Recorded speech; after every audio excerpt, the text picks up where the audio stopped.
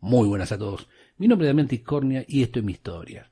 Vamos hoy a hablar de algo que ya habíamos hablado en la batalla de las Termópilas, cuando nos referimos también a las guerras médicas, por lo menos a la segunda. Y en este caso vamos a hablar de los inmortales. Que no es el boliche Los Inmortales que está en una avenida Corriente. No, ese no, el que iba a Gardel. No, ese no. Bueno, vamos a hablar de los inmortales. Y para referirnos a los inmortales tenemos que transportarnos en el tiempo, ¿no? Con nuestra mayor máquina viajera del tiempo, que es la imaginación. No nos queda otra.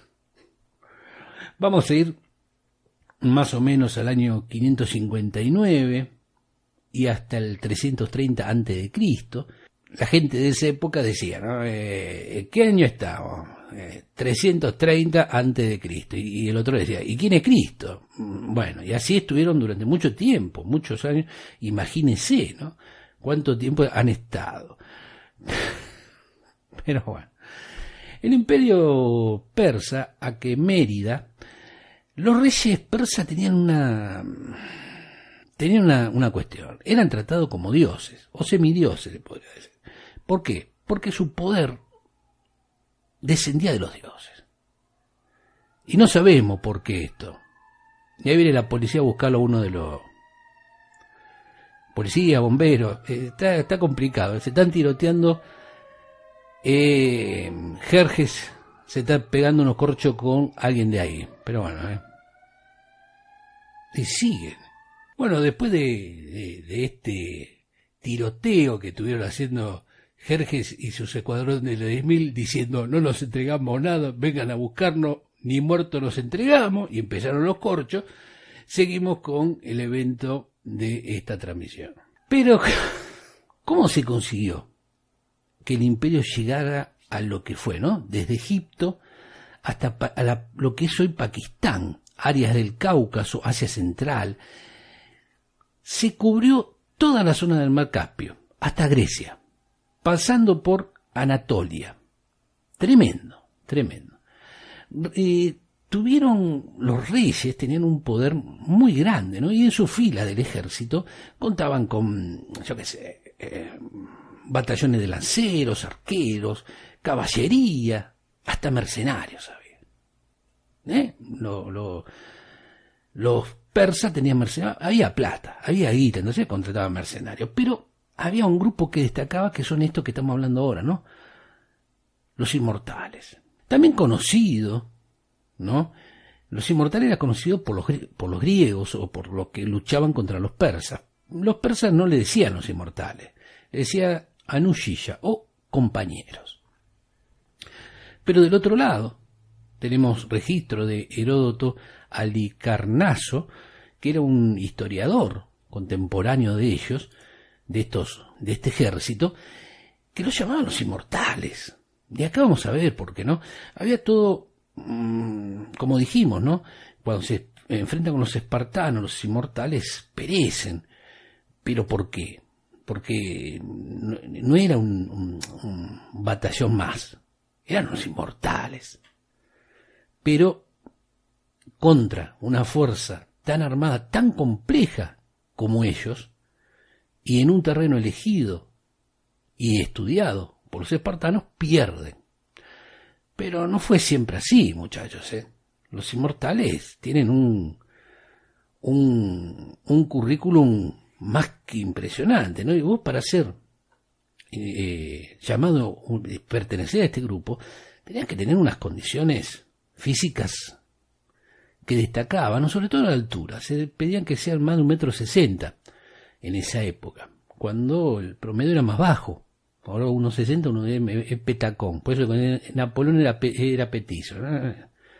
Y hacía la rima, Napoleón, soy petizo y me la... No. Bueno, ¿me entiende? Eran tipos que destacaban del resto. Tenían una vestimenta con mallas ahí, no con la de... Los tipos se identificaban rápidamente en el campo de batalla por, eran un poco más altos que los otros, punto uno. Cuando vos mirabas veías uno que cogoteaban un poco más.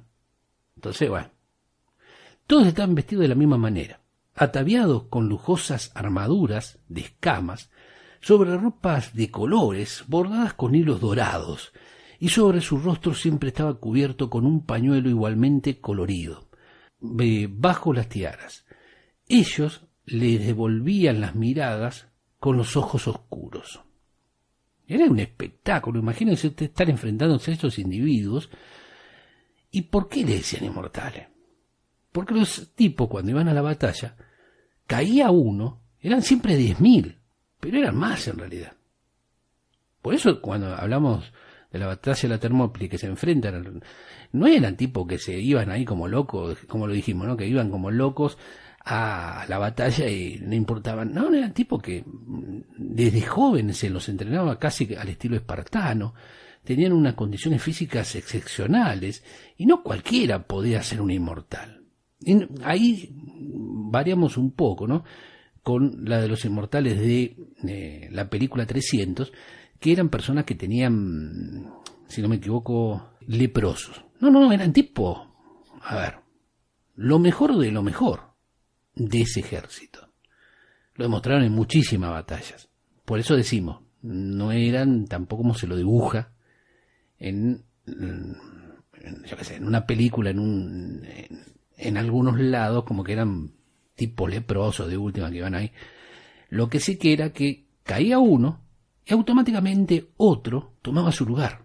Entonces vos imagínate, ponete en el lugar ese, estás batallando en el medio de coso, empezás a tirar corcho, empecé a ir con las espadas, que esto que el otro, y te vas a dar cuenta que no, sigue lo mismo, están enfrente tuyo, están iguales. No, hiero a uno, lo sacan y ponían a otro, pero los que estaban peleando no sabían que lo sacaban y era otro, pensaban que era lo mismo. ¿Cómo peleas contra una persona que no puede ser muerta? ¿Cómo peleas psicológicamente contra eso? Los miedos que levantaban. Por eso muchas batallas terminaban antes de empezar. Estaban los inmortales. Es algo muy, tal vez cueste entenderlo con la temática de hoy, pero no eran, eso es fácil. Yo quiero verlo a usted en el año 300 o 400 antes de Cristo, ahí esperando el amanecer para una batalla y ver a 10.000 chabones iguales y usted matar a uno y ve que no pasa nada. Sí, se cae, pero el resto ya no estaba, porque lo sacaban del campo de batalla y venía otro. Y usted se cansaba y venía otro, y venía otro, y venía oleadas. Y eso era lo que eran los inmortales. Los entrenamientos que tenían estos tipos eran muy, muy complejos. Insistimos, ¿no? Portaban, además, varias armas, ¿no? Siendo las más comunes la espada corta, una lanza corta con una punta de hierro que contaba con un contrapeso en su extremo opuesto para facilitar la misión de matar. Contaban también con un arco y un carcaj, la caja donde ponen la flecha. Y se protegían con un escudo fabricado en cuero y mimbre. A diferencia, ahí tenemos una gran diferencia con los espartanos, era de bronce. Tenía una mejor protección los espartanos. Pero los otros no era que venían ahí medio pelelo, no. Los otros eran grosos en serio eran. Recordemos el tema de las lanzas cortas.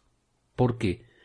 Porque ellos terminan, con Darío II, si no me equivoco, cuando se enfrentan a Alejandro de Macedonia, Alejandro Magno o Alejandro el Grande. ¿Por qué? Recordemos el tema de cuáles eran sus armas. Espadas cortas, lanzas cortas, coso de mimbre y cuero, y se enfrentan, si no me equivoco, la batalla final, donde intervienen estos inmortales, que es con Alejandro Macedonia y sus falanges. Las falanges eran como las lanzas, pero de 5 metros, y los tipos bajaban la falange eran un grupo de soldados de Macedonia, o de donde demonios sean, que se ponían y bajaban esas lanzas, e iban adelante. Alejandro Magno llevó la falange a un punto muy superior al de su padre, logrando lo que logró gracias a su ejército, a sus visiones en el campo de batalla, a la adaptación, pero principalmente a su falange. Por eso destruye. Imagínese, usted contra un algo de 5 metros con una lancita cortita, muchos no puede hacer. Y no pudieron hacerlo, y así terminan. Pero esto, a ver, nosotros estamos diciendo la batalla final, pero anterior a eso, además del tema de las Termópilas, tuvimos cuando conquistan Babilonia con Ciro II. Las campañas contra Egipto que llevaron a Cambises II a proclamar faraón de la dinastía 27. ¿No? La batalla de Maratón, o sea, Darío I. A ver, la batalla de Maratón, recordemos que pertenece a las guerras médicas, a la primera, la de Termópilas es la segunda, y así vamos. Pero, a ver, eran un escuadrón de élite, y perdieron contra, a ver, los espartanos en una, y terminan con el ejército más poderoso de la época, y uno de los ejércitos más bien organizados, que fue el de Alejandro Magno. No se pierda. A ver, si usted se llama inmortal y va a perder, no es lo mismo perder con Alejandro Magno que contra Pirulo, el de la esquina. Tiene otra connotación perder contra Alejandro Magno. Vamos a perder, perdamos bien. No. ¿Contra quién perdió? Alejandro Magno. Así que bueno, la verdad, la historia de esos inmortales es apasionante. A ver, mira, ahora se ve todo con una temática muy naif, cuando ya no son escuadrones de guerra. Lamentablemente la humanidad está marcada por estos conflictos. Si no hubiese habido espartanos, ¿qué hubiese pasado? Si no hubiese estado Alejandro Magno, ¿cómo sería la civilización occidental hoy por hoy? ¿Cómo se dice, no? Sin el caballo bucéfalo de Alejandro Magno, el hombre hubiese llegado al espacio. No sabemos. ¿Cómo hubiese sido si los inmortales se hubiesen transformado en algo más poderoso? El ejército persa hubiese durado en el tiempo, hubiesen existido los romanos, hubiesen conquistado los romanos lo que conquistaron. No sabemos. Por eso decimos, ¿no? Lamentablemente, la historia, que se mezcla con mitos, que se mezcla con leyendas, tiene que ver esto, tiene que ver con los conflictos. Nadie habla de los momentos de paz.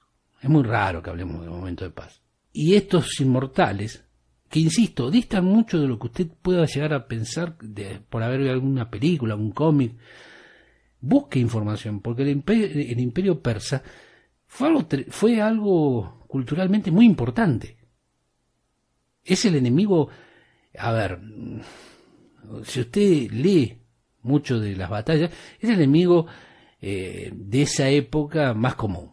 Pero ellos tenían una cultura impresionante, tenían muchísimas virtudes que se han perdido en el tiempo, han sido tapados por las arenas y por el momento que han pasado, dejándonos tal vez algún que otro gobernante, algunas que otras ruinas, pero dejando una marca indeleble de su pueblo.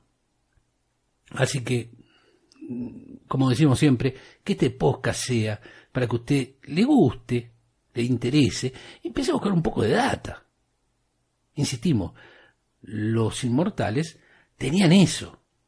¿Por qué eran los inmortales? Recordemos las guardias napoleónicas, y hay un montón así que podemos nombrar. Hay un montón de guardias que surgieron de los inmortales. Eran la guardia del emperador, la guardia del rey, del faraón. Todas esas surgen de acá. Y ahí había que estar. Insistimos, pongámonos en ese tiempo, pongámonos en esa época, y va a haber que luchar psicológicamente contra alguien que era llamado el inmortal es muy complicado, y más si son 10.000. ¿Quién iba a estar contando? nos vamos retirando sin antes decirle larga vida y prosperidad y que el destino no los alcance.